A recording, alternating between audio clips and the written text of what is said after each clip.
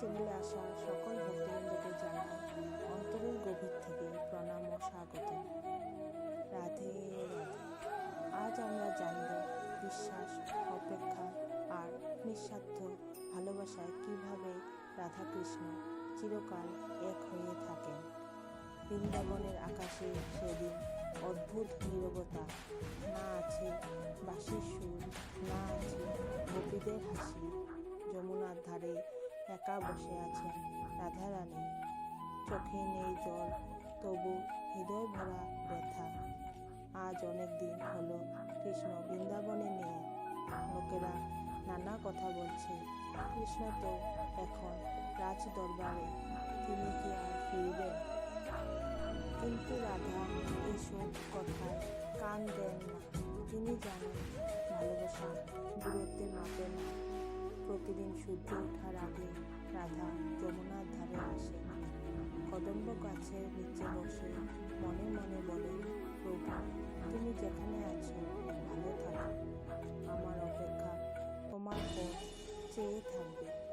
একদিন হঠাৎ বৃন্দাবনে ঝড় এলো, আকাশ কালো, বাতাস তীব্র, সবাই ঘরে ফিরে গেল, কিন্তু রাধা দাঁড়িয়ে রইল সেই কদম্ব গাছের নিচে। এক গোপী এসে বলল, রাধে তুমি বাড়ি চলো, এমন ঝড়ে কেউ আসে না।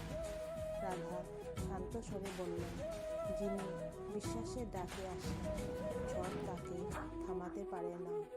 বৃষ্টি নামলো প্রবলভাবে, রাধার কাপড় ভিজে গেল, চুল ভিজে গেল, কিন্তু মুখে এক ফোঁটা ভয় নেই, শুধু চোখে একরাশ বিশ্বাস। ঠিক তখনই বজ্রের শব্দ ভেদ করে ভেসে এলো পরিচিত বাঁশির সুর।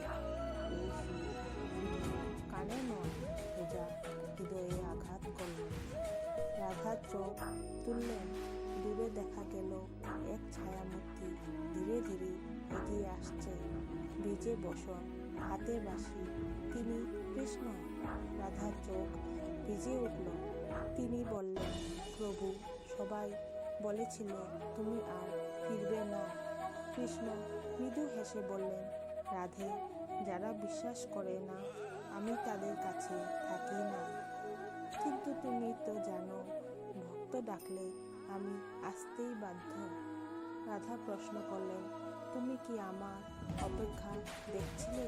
কৃষ্ণ বললেন, তোমার একদিনের অপেক্ষাও আমার কাছে যুগের সমান।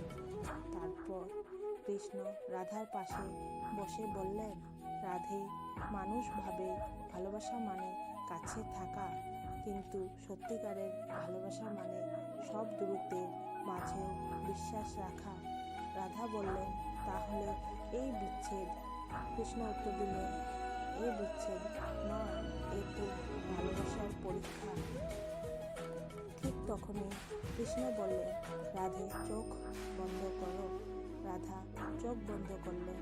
কৃষ্ণ বললেন, যেদিন আমাকে দেখতে পাবে না সেদিনও যদি আমাকে অনুভব করতে পারো, যেন আমি সেদিন সবচেয়ে কাছে আছি।